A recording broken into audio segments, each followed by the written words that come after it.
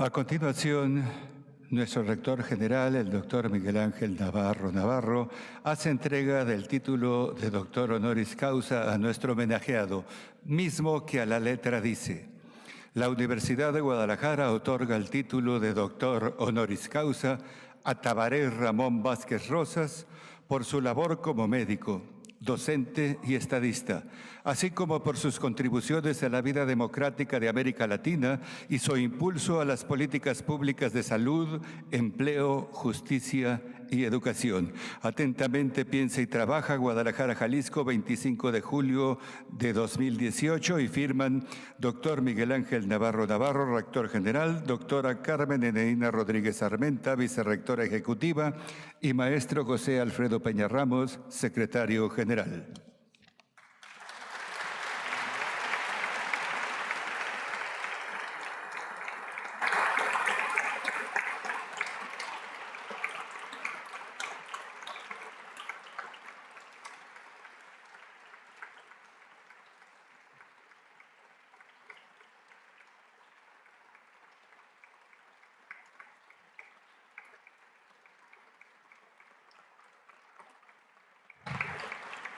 De igual forma, nuestro rector general impone al doctor Tabaré Ramón Vázquez Rosas la medalla conmemorativa de este acto.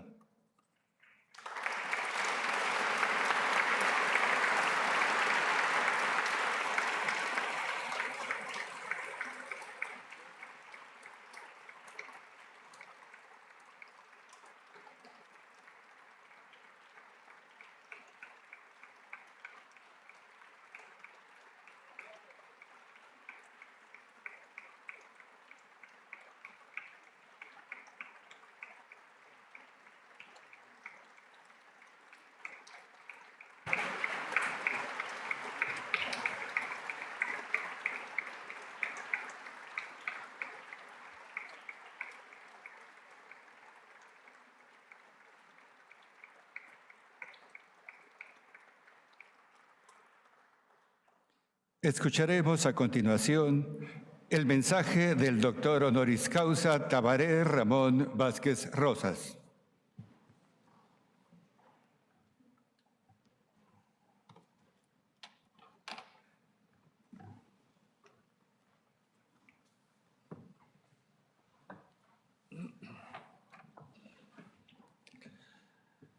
Muy buenos días para todas y todos ustedes.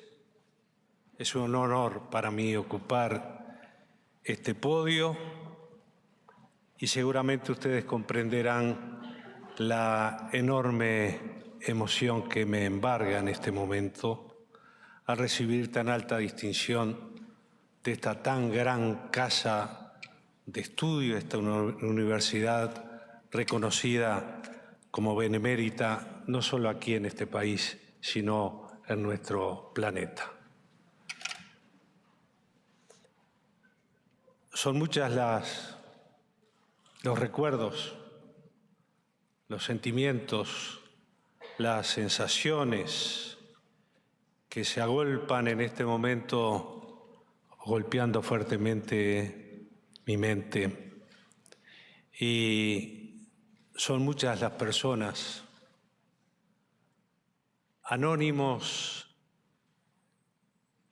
fundamentales, que hicieron posible que quien aquí está hoy humildemente presentándose ante ustedes llegara a esta situación tan distinguida. A todos ellos un recuerdo muy fuerte y muy sentido.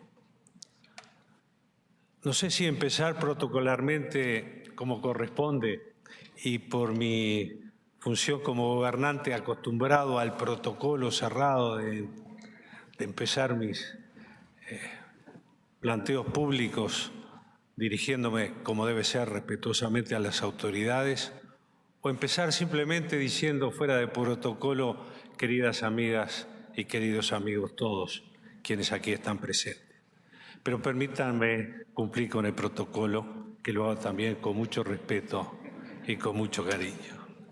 Señor Iscoat Bravo Padilla, rector general de la Benemérita Universidad de Guadalajara, autoridades del Consejo General Universitario y docentes, alumnos y funcionarios que integran esta comunidad académica, porque esos son las universidades, comunidades académicas.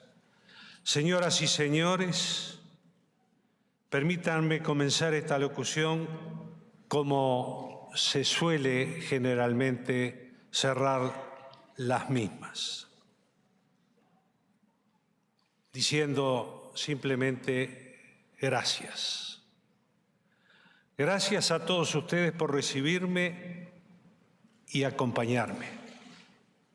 Ninguna universidad es insignificante, pero la Universidad de Guadalajara se destaca ampliamente en el contexto internacional, no solo por sus más de 2 siglos de trayectoria, lo cual no es poco tiempo en nuestra región, sino también porque dicha trayectoria ha estado y está estrechamente vinculada a este hermoso país, a México, como proyecto y proceso, porque al fin y al cabo, esos son las naciones, proyectos, procesos, construcciones históricas permanentes y, por cierto, hazañas humanas. Y en esa hazaña humana de esta hermosa nación, la Benemérita Universidad de Guadalajara ha jugado un rol enorme, de enorme importancia para este país. Gracias por el título, el segundo que otorgan a un ciudadano uruguayo con el cual me honra. Y recibo este doctorado, en el año 2013 lo recibió Eduardo Galeano, escritor, novelista por ustedes conocidos, quien escribiera siendo muy joven aquel ensayo histórico titulado Las venas abiertas de América Latina. Recibo este doctorado en lo que él mismo tiene de reconocimiento académico, pero sobre todo, lo recibo en nombre del Uruguay, del pueblo de mi país. Ese país apacible, pero apasionado de la libertad, la democracia y la república, en cuyo sistema de educación pública me formé como profesional, pero sobre todo como ciudadano, que esa también es la tarea fundamental de las universidades, formación de ciudadanos y ciudadanas. Porque eso somos, finalmente, más allá de los títulos. Y lo recibo también en nombre de todas aquellas personas sin cuyo afecto, ejemplo, confianza y apoyo yo no estaría, por cierto, aquí esta mañana. Muchas de esas personas son fundamentales anónimos, pero entre ellas también hay algunos fundamentales con nombre. Mi familia, mis docentes, condiscípulos y colegas, mis colaboradores, mis amigos, que muchos de ellos están aquí presentes, y además, créanme, de muchos pacientes que aún en la enfermedad han sido maestros en la vida, que mucho me han enseñado y también a ellos mucho le debo. Ellos me enseñaron que, tal como ya lo había expresado François Rabelais, médico también francés, y lo dijo recientemente, lo hizo hace apenas 500 años, porque en la historia de la humanidad 500 años no es nada. François Rabelais dijo: la ciencia sin conciencia es la ruina del alma. En esa relación entre ciencia y conciencia, en tanto responsabilidad y compromiso con la gente, radica, creo yo, la clave del diálogo entre la ciencia y la política, asunto que me afecta directamente, pues no es común que alguien proveniente del quehacer científico irrumpa en el acontecer político. No es común, pero a veces sucede, por citar apenas 3 casos actuales. El presidente chino es ingeniero químico. La canciller alemana es doctora en física. El presidente del Banco Mundial es médico y antropólogo. Tal vez sea casualidad, pero lo cierto es que las mismas motivaciones que impulsan a la labor científica conducen al quehacer político. Esto es amor a la vida, respeto a los semejantes, compromiso con el bienestar de cada uno y la prosperidad de la sociedad. Cuando ciencia y política se encuentran en un contexto de pleno funcionamiento de la institucionalidad democrática, la mejor forma política y la mejor forma de vida, y de una estrategia de desarrollo en tanto proceso evolutivo, multidimensional y sustentable, ambas, la ciencia y la política, se benefician. Pero también y sobre todo se beneficia a la sociedad en su conjunto, en tanto pueda ver los resultados tangibles de la ciencia con conciencia y de la política de cara a los anhelos y derechos de los pueblos. Gobernar junto con el pueblo, no frente al pueblo.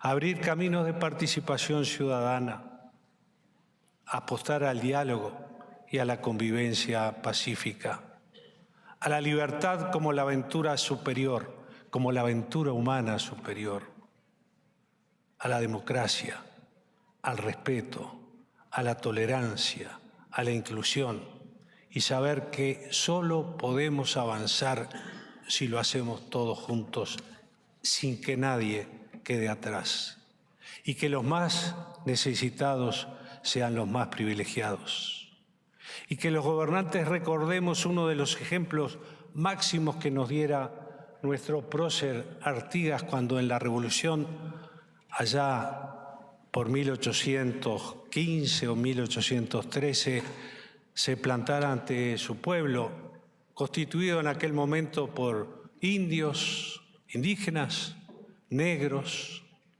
mestizos, zambos, gauchos, paisanos, pobres, pie a tierra, descalzos, que lo habían elegido como el jefe de los orientales.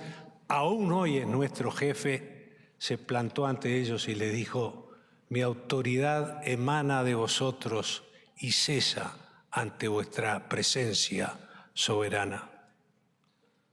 Como las amistades y los amores auténticos, el beneficio antes mencionado entre ciencia y política en su correlación nunca es fácil ni está libre de controversias, pero tales dificultades y conflictos valen la pena.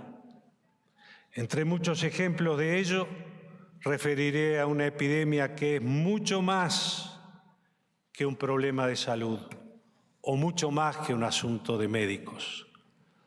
La enfermedad, claro que es un asunto de médicos, pero la salud es un asunto de todos, de los gobiernos, de la actividad privada, de la academia, de las universidades, del pueblo en general. Y quiero referirme aquí en esta casa, en esta universidad, a la epidemia que está viviendo la humanidad de las enfermedades no transmisibles, enfermedades cardiovasculares, el cáncer, la diabetes, enfermedades degenerativas, que son las responsables de la mortalidad de más del 66% de los casos en el mundo. Y que, por ejemplo, el cáncer y uno de los agentes etiológicos que está demostrado que produce el cáncer, como es el tabaco, cobra más de 7 millones de vidas por año en todo el mundo. El tabaco mata más gente por año que lo que mataron las 2 guerras mundiales del siglo XX. Las 4 enfermedades no transmisibles más relevantes que mencioné están directamente vinculadas a factores de riesgo tan típicos de la modernidad dominante, de esta modernidad consumista que parece no tener freno, como son el consumo del alcohol, del tabaco, la dieta malsana y el sedentarismo. Las duras consecuencias de esta relación golpean cada vez más golpean en los países de ingresos medios y bajos y en las personas más pobres en todos los países del mundo. Esta es la realidad.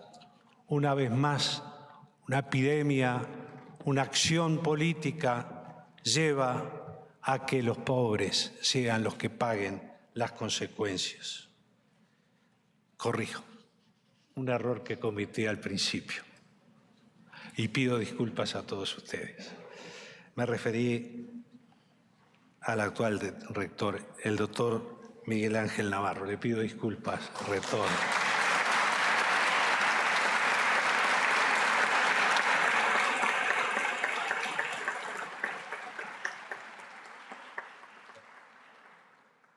Creo que esto demuestra que el hombre y las mujeres y los hombres estamos condicionados genéticamente para el error.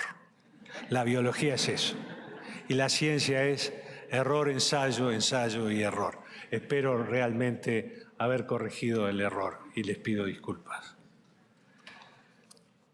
Y sí, estos hechos golpean cada vez más a los pobres en todos los países del mundo. El tiempo pasa, pero la historia parece ser la misma, siempre difícil para los de abajo, que son, además, la mayoría de la población en el mundo. En esas poblaciones es fácil que se produzca un círculo vicioso. La pobreza expone a la gente a los factores de riesgos comportamentales de las enfermedades no transmisibles y estas, a su vez, tienden a agravar la condición de pobreza de las personas y familias afectadas. También los sistemas sanitarios sufren el impacto de los altos costos de los tratamientos que requieren las enfermedades crónicas no transmisibles. Para tener una idea de ello, nuestra región latinoamericana, Latinoamérica y el Caribe, se calcula que esta región destina casi 70.000 millones de dólares anuales al tratamiento y a las consecuencias que acarrean la diabetes y el cáncer. A ese monto hay que sumarle los costos de las neumopatías crónicas, de las enfermedades cardiovasculares, las cerebrovasculares, las musculoesqueléticas, la osteoporosis, etc.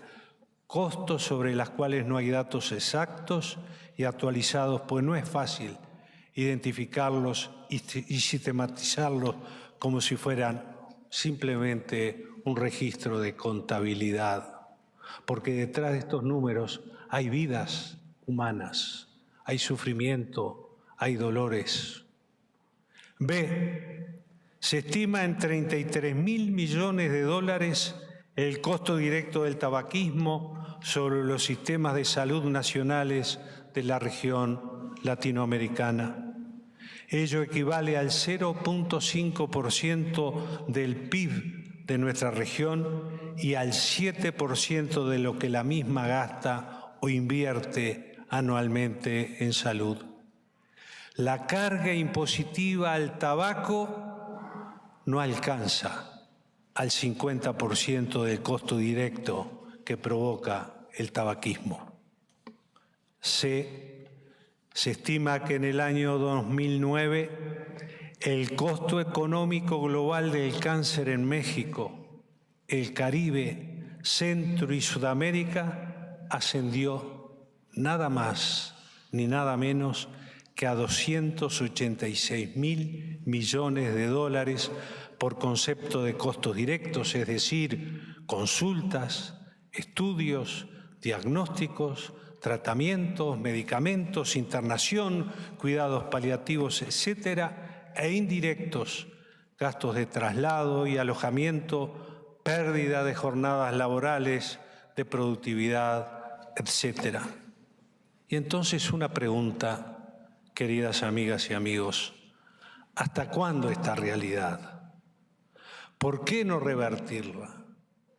¿Por qué no afrontar directamente y con resolución el lobby y las amenazas y las acciones coercitivas de las grandes empresas multinacionales que lucran con la salud de nuestros pueblos? ¿Por qué no enfrentar fuertemente, con decisión, a las multinacionales tabacaleras? Yo no quiero mencionar a ninguna de ellas, pero Uruguay tuvo que enfrentar, voy a dar simplemente las iniciales de esa multinacional, Philip Morris, que tiene un capital de circulación que es varias veces superior al Producto Bruto Interno de nuestro país, y que creyó que porque el Uruguay es un país pequeño, modesto, apacible, tranquilo, que nos gusta vivir en paz, nos podía arrasar con una demanda internacional, amenazando al Uruguay, pero intentando dar ejemplo a otros países de la región para que no tomen decisiones para luchar decididamente con esa plaga, con esa pandemia del tabaquismo que azota, como decía, fundamentalmente a los más pobres. Y Philip Morris perdió. No fue un triunfo para el Uruguay. Nos dolió en el alma que se demostrara claramente cuál es el daño que se produce a la población por el consumo del tabaco. Y lo mismo pasa con otros elementos que los he mencionado y que hoy en día, cuando estamos trabajando para disminuir la incidencia de las enfermedades no transmisibles, han desarrollado toda una batería de actividades políticas a todo nivel para tapar el daño que ellos producen con alimentos no sanos. Me estoy refiriendo al azúcar, a alimentos grasos, a una serie de agresiones que ellos mantienen con el fin de seguir lucrando y ganando a costa de la salud de nuestros pueblos. En ese pleito entre Philip Morris y el Uruguay, Philip Morris quiso desarrollar una estrategia ante el tribunal, la CIADI, un tribunal del Banco Mundial, alegando que Uruguay había lastimado los intereses comerciales de esa multinacional del tabaco. Pero Uruguay alegó que por sobre el interés comercial está el derecho a la salud y el derecho a la vida de nuestros pueblos. Y ese argumento fue el que llevó a que el CIADI, ese tribunal, le diera la razón a Uruguay.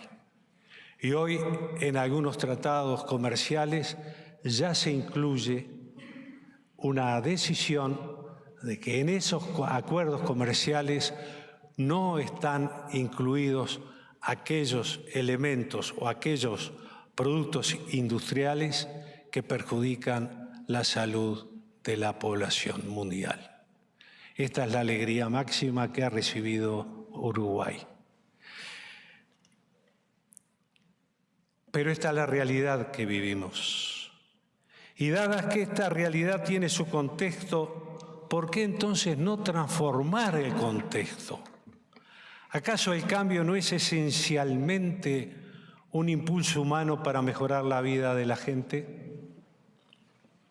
Amigas y amigos, no pretendo responder estas preguntas aquí y ahora, pero permítanme decirles que la mejor forma que tengo de corresponder a este honor que ustedes me han concedido, a este título con el que me honra la Benemérita Universidad de Guadalajara y que ustedes tan generosamente me han acompañado, es modestamente continuar haciendo lo que ha motivado este reconocimiento. En las medidas de mis posibilidades, aún hacerlo mejor. Y sé que cuento con ustedes para avanzar en esa lucha. Una lucha por la dignidad humana, una lucha por las mejores condiciones de vida de todas nuestras gentes, una lucha para que se comprenda que hoy los más necesitados deben ser los más privilegiados y que las universidades, bien intencionadas, con raíces sólidas, democráticas, libertarias, autónomas, generadoras de conocimiento, pero también, sobre todo, de conciencia social, como es esta Universidad de Guadalajara, juegan un rol importante.